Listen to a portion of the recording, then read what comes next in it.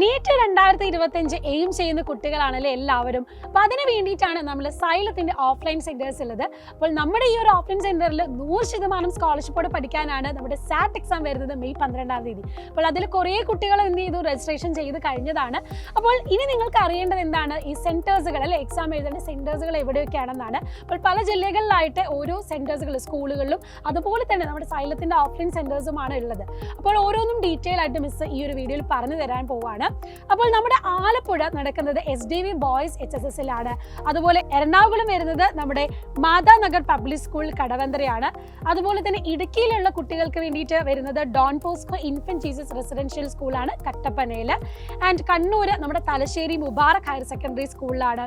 പിന്നെ നമ്മുടെ കാസർഗോഡ് വരുന്നത് ഇക്ബാൽ ഹയർ സെക്കൻഡറി സ്കൂളാണ്, അതും കാഞ്ഞങ്ങാട് വരുന്നത്. പിന്നെ കൊല്ലത്ത് വരുന്നത് ഫാത്തിമ മാതാ നാഷണൽ കോളേജാണ്.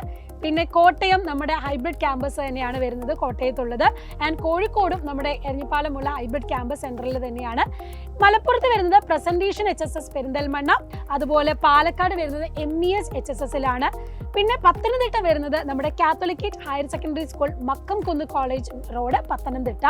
പിന്നെ തൃശ്ശൂരും അതുപോലെ തന്നെ ട്രിവാൻഡ്രത്തും, നമ്മുടെ തൃശ്ശൂരും നമ്മുടെ ന്യൂ ശക്തനിലുള്ള ഓഫ്ലൈൻ സെൻറ്ററിലും നമ്മുടെ ട്രിവാൻഡ്രത്തും നമ്മുടെ ഓഫ്ലൈൻ സെൻറ്ററിൽ തന്നെയാണ് വരുന്നത്, സ്റ്റാച്യു ജംഗ്ഷനിൽ അടുത്ത്.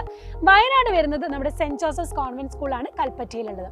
അപ്പോൾ സെന്റേഴ്സിന്റെ ഡീറ്റെയിൽസ് ഒക്കെ നിങ്ങൾക്ക് കിട്ടിക്കഴിഞ്ഞു. ഇനി ഓരോ ജില്ലയിലുള്ള കുട്ടികൾ പറഞ്ഞിരിക്കുന്ന അതാത് സെന്ററിൽ പോയിട്ട് സാറ്റ് എക്സാം എഴുതാം.